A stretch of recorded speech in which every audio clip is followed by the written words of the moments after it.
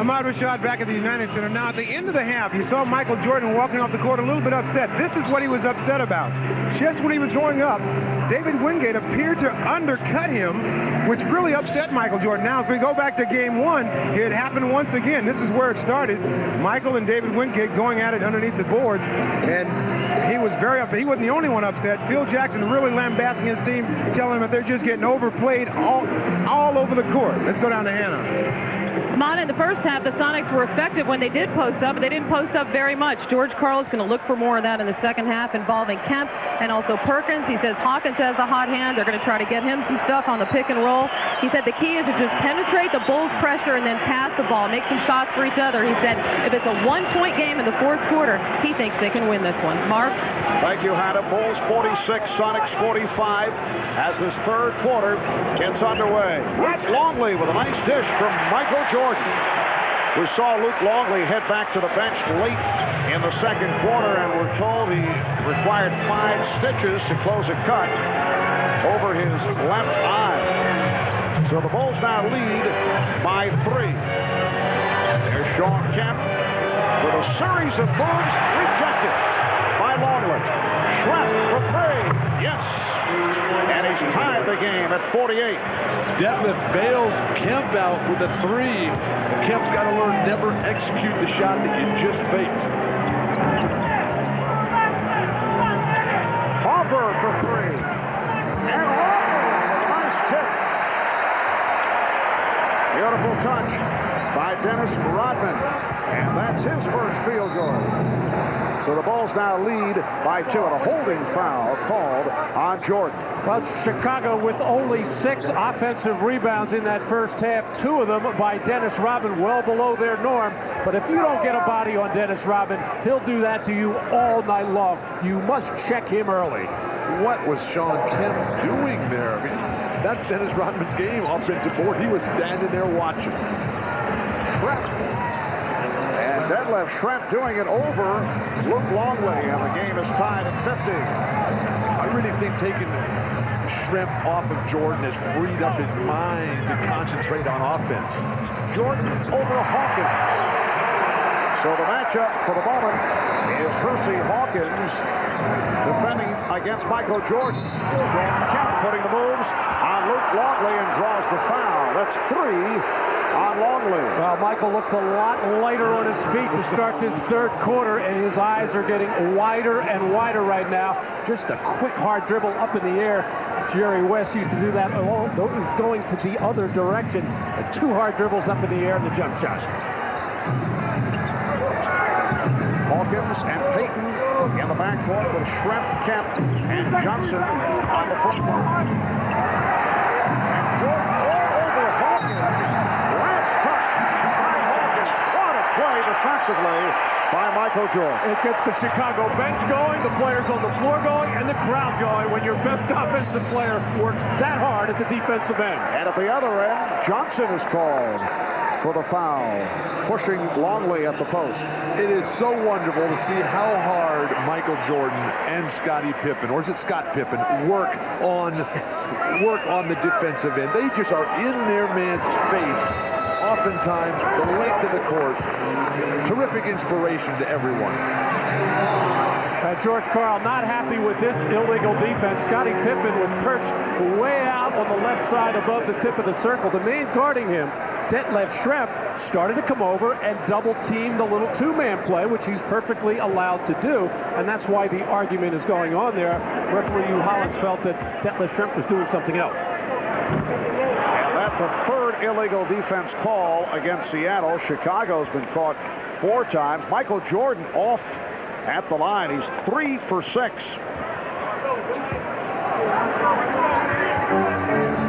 Bulls with the ball up by 2 with 2 minutes gone by in the third. Marv Albert, Matt Guokas, Bill Walton, Bob Rashad, Hannah Storm working the sidelines. Bob Costas on hand with Julius Erving. A staff of thousands here at the United Center. And the foul is called on Johnson. That is number 5, Irvin Johnson, not to be confused with Irvin Magic Johnson, has committed 5 fouls in 7 minutes. Jordan. And last touch by Longley. Well, Irvin Johnson is not a big-minute type of player. I'm sure told by George Karl, just go out and play as hard as you can at both ends of the floor. Be as physical as you want to be. If you foul out in 6 minutes, 8 minutes, 10 minutes, so be it. Here is Kemp. Quick release with Longley moving in his direction. Sean Kemp, 16 points, and he's tied the game at 52. Sean Kemp realizing as he's matured this season that he's a finisher. He's not a playmaker yet at this point of his career.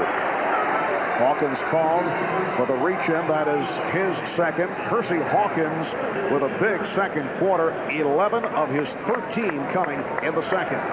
In his defense on Jordan, even though Jordan has 20 points already and will end up with a ton more, they're forcing him to work for it. Where in game one, it was so easy.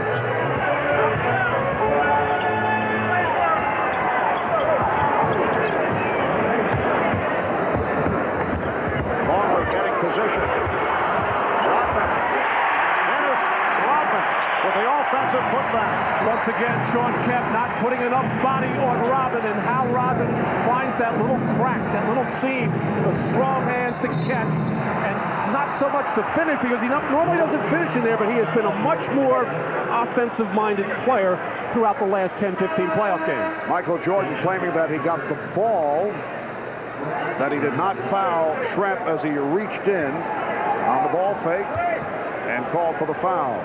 Generally, they let the smaller player do a lot more than that. When a big 6'10 guy, Delip is a full 6'10 trying to post up.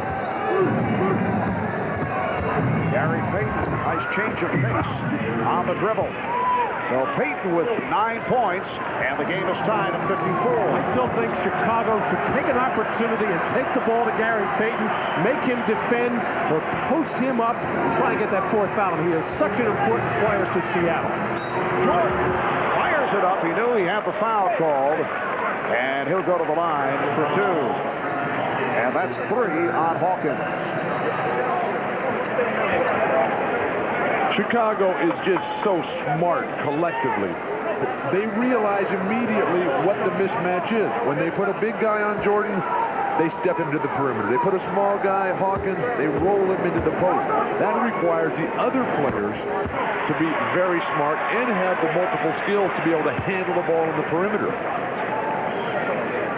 Michael now, 4 of 7 at the line. In game 1, he had 28 points, and that snapped a streak of 9 consecutive 30-plus scoring games in the finals for Michael Jordan. The record is 13 by Elgin Baylor, a record that appears to be safe for a while.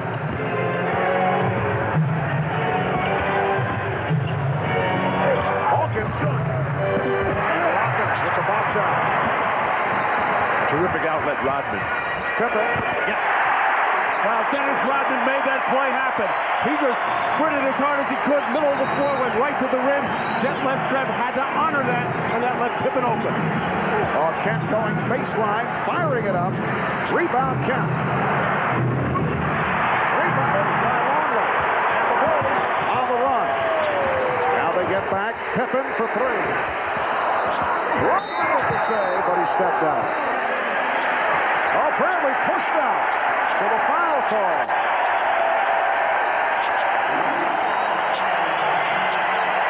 Rodman, like Kemp, able to make those multiple jumps, and then once the Bulls get out in transition, very few dribbles, terrific passing. Rodman up the floor to finish if need be. And you see Schrempf with the light touch on Rodman, and that drew the foul call. We'll be right back. Big flavor that goes down easy. By Nike, who encourages you to participate in the lives of America's youth. And by Gatorade Thirst Quencher. You live life, you get thirsty. Life is a sport. Drink it up. Welcome back to the United Center in Chicago. Look at the hustle by Dennis Rodman a moment ago, and then Dennis saying, "So, have you read my book?" Michael Jordan misses a shot here. Luke Longley can't get his hands on it, and Michael Jordan just gets right in Luke's face. And during the timeout, continues to ride Luke Longley, as only a top player can do, who sets such a high standard of excellence. A coach in that situation would hurt a Luke Longley, where Michael Jordan can push and drive Longley, as he's done to Ron Harper as well, to get them to be the best players they could possibly be. 8-0 run by Chicago, and they lead by 6. And here's pressure by the Bulls. And this pressure designed primarily to do that. Get the ball out of the hands of Gary Payton. Shot clock will be a factor now. It is down to 10. Down to 5. Perkins. Shot clock at 2. Kemp fired from three-point territory. By the Bulls. As Perkins went flying. Apparently Harper pointing at Hugh Hollins, thinking that Hugh called it the other way, and he did. Wow, break for Chicago there, as it appeared that Ron Harper had knocked that ball out, Eddie Rush, on top of the play and called it in Seattle Center. This is a key stretch for the Sonics. They're over the limit in the penalty. 7 minutes to go in the third quarter. The Bulls should be attacking the basket. They could live at the foul line. Good play by Payton to break it up. And last touched by the Sonics. So the Bulls get the new 24. Seattle desperately needs some offense. They've got to get settled down defensively, force Chicago into very difficult offensive scoring situations, and then get out in transition, attack Chicago's pressing defense.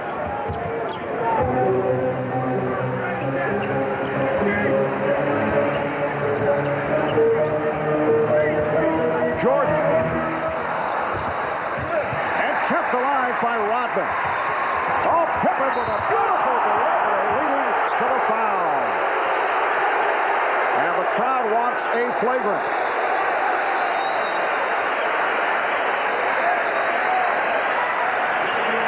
It is a flagrant foul.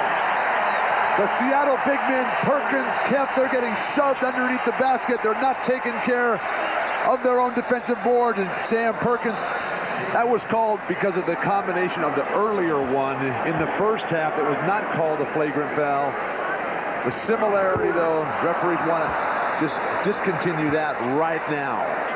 Oh, here are the Bulls getting to the free throw line now with the Sonics over the limit of the penalty. He would have gone either way because that was a shooting foul, and to tack on a flagrant foul as well. But that's what offensive rebounding gives you. It not only gives you those second opportunities, as Dennis Rodman and George Karl discussing their talking from yesterday, and both of these fellas do respect one another. And George Karl told us yesterday, he said, I'd love to have this guy on my team.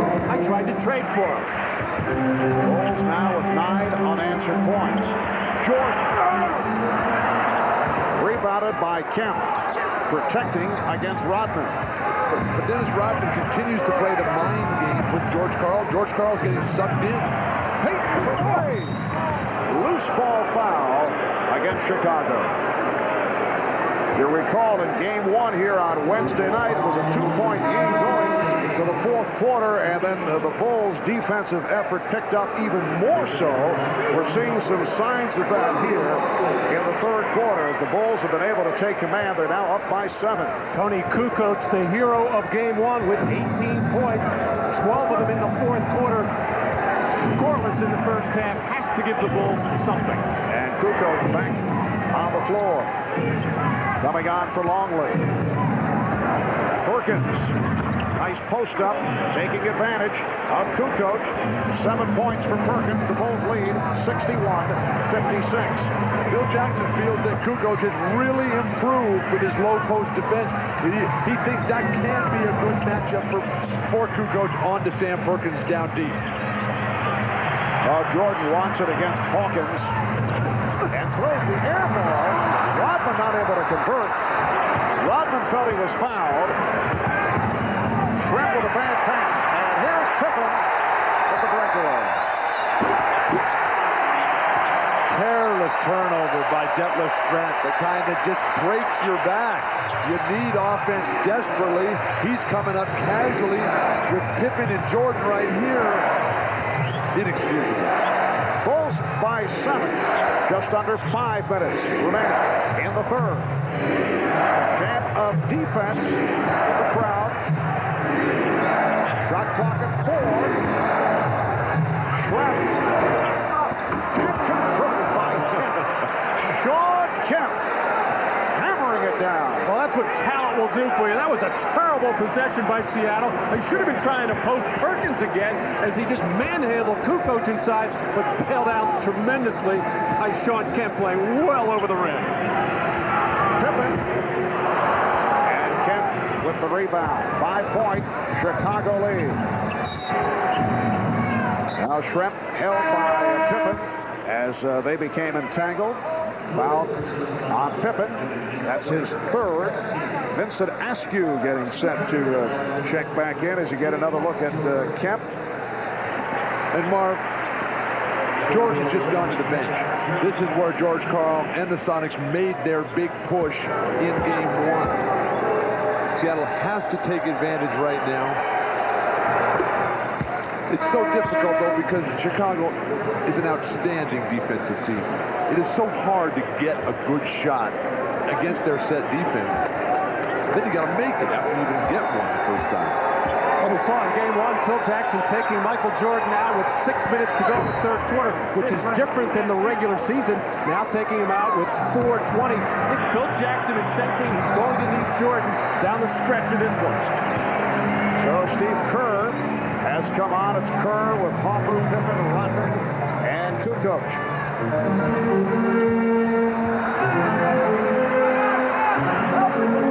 Shot clock at 5. Hopper posting. Did he get it off in time? Yes, he did. Chicago runs players at Payton's advance the ball beautifully. Foul on Kukoc. That is his first. Both teams are over the limit. And it's so difficult as Tony Kukoc just cannot find anything tonight. I asked him before the game how he's feeling. He said he's great. That back, no longer a problem at all. But Seattle is a team, like most of the Western Conference teams, with Gary Payton, as they have one ball handling guard. The Eastern teams like Orlando and Indiana, Chicago, they've got the bigger guards who both handle it, pass to the forwards a lot. You get the ball out of Payton's hands, Seattle's going to struggle. Well, Seattle now within 1 with 3:40 to go in the third quarter. So 6 straight points by the Sonics to match that Chicago run. Kukoc hesitated, did not take the shot. He had it. Tony Kukoc now looking tentative. Pippen is fouled. I don't think Phil Jackson will stay very long with Tony Kukoc if he's going to act that way at the offensive end. He's having his problems with Perkins on the inside, although Seattle has only done that a couple of times. But Tony Kukoc, who's a European Player of the Year, he's been around. He has to take that shot no matter what he's shooting from the field. But, Matt, it's tough for Tony because he comes in when Jordan's on the bench. And when he's not playing well, all the problems just get magnified. If he had some opportunities to play with Jordan a little more, maybe he could find his game. And here is Randy Brown making his first appearance, coming on for Steve Kerr. Randy Brown, noted as a defensive specialist. He's fifth year out of New Mexico State. Dennis Rodman has turned it around off the boards in this third quarter. He has 13 rebounds, 7 of the 13 in the third. Scottie Pippen. Rodman again. What is Sean Kemp doing? Sean Kemp has got to spend 50% of his time thinking about boxing out Dennis Rodman. George Karl forced to call a timeout. 3 minutes, 3 seconds to go. In the third quarter, the Bulls now lead by 4, and suddenly the presence of Dennis Rodman off the boards, providing an impact for Chicago. Rodman here in the third quarter, 8 points and 8 rebounds. It's Rodman again with the tip.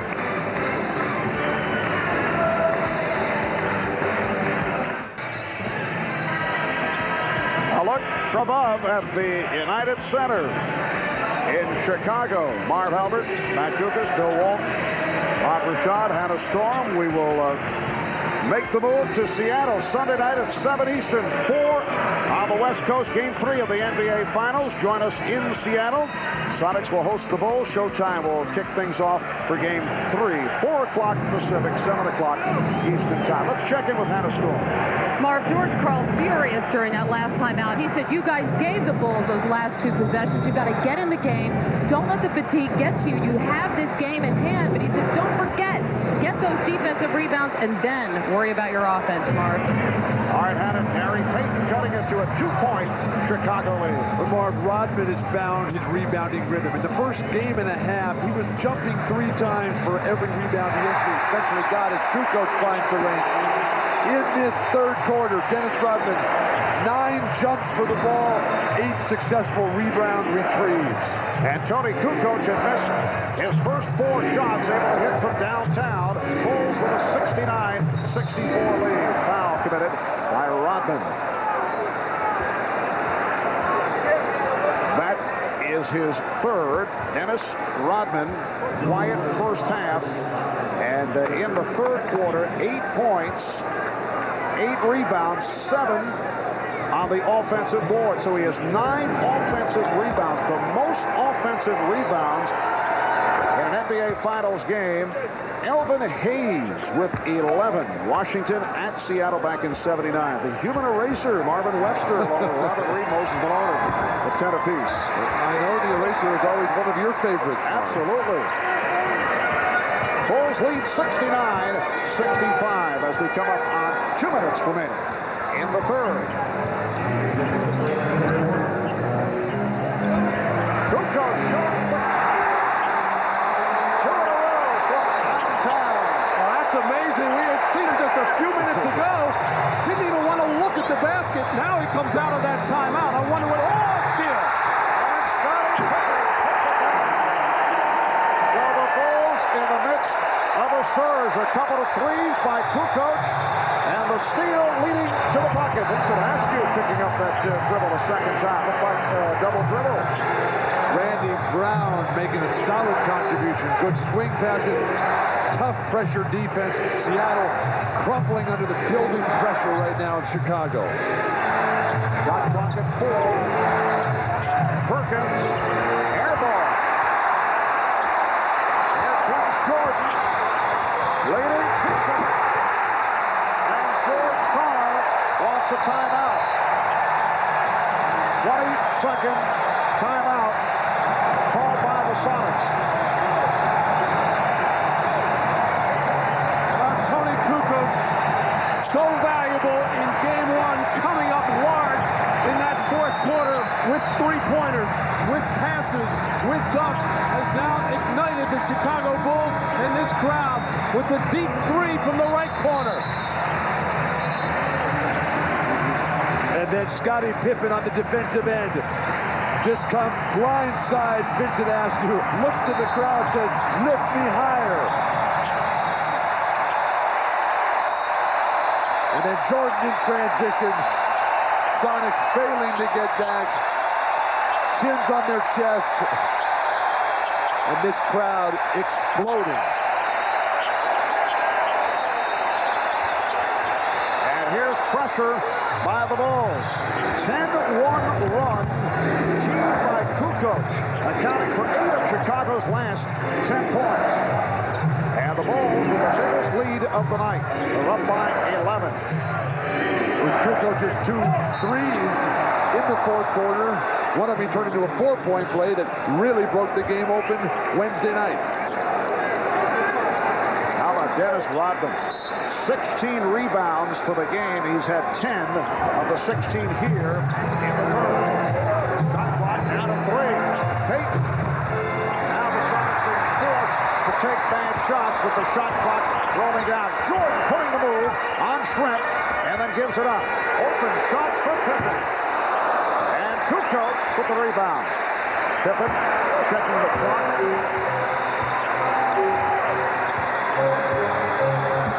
This is a a tough mismatch for Perkins. He can't pressure Scotty on the perimeter. 4-second differential between the shot clock and the game clock, down to 10 seconds in the quarter. Jordan way off, and it's rescued by Askew, and he threw it away. Miscommunication between Payton and Schrempf. Marciano is totally rattled. All George Karl can do is try to build some confidence, try to keep some hope alive here as they've fallen behind by 11. And a 20 taken by Chicago with 6 1/10 seconds remaining in the third quarter. Now it's changed to a full timeout. Bulls 76 and the Sonics 65. Michael Jordan's leadership has been the difference as Chicago has blown this open here. Earlier, he was all over his teammates, Luke Longley, Ron Harper, all the guys for not coming through. But he's the first guy to go pat him on the back, the head, and he's going to wipe the dye off his hands. Yes. I think he got Dennis right at the Pearl Jam insignia. Curry, and a rim down. Last touch. Let's see the officials, Ed Rush and Hugh Hollins, in a discussion as to who knocked it out. Only 0.5 of a second remaining in this third quarter. It will be Chicago ball. This is where you always have to keep your eye on Michael Jordan for that lob to the basket. 5/10 is enough to catch and finish. Well, Michael drifted outside, and that's the end of the third quarter. A surge by the Bulls. Sparked by Tony Kukoc and Dennis Rodman. And the Bulls are up by 11. We'll be back after these messages and a word from your local station. You are watching the NBA on NBC.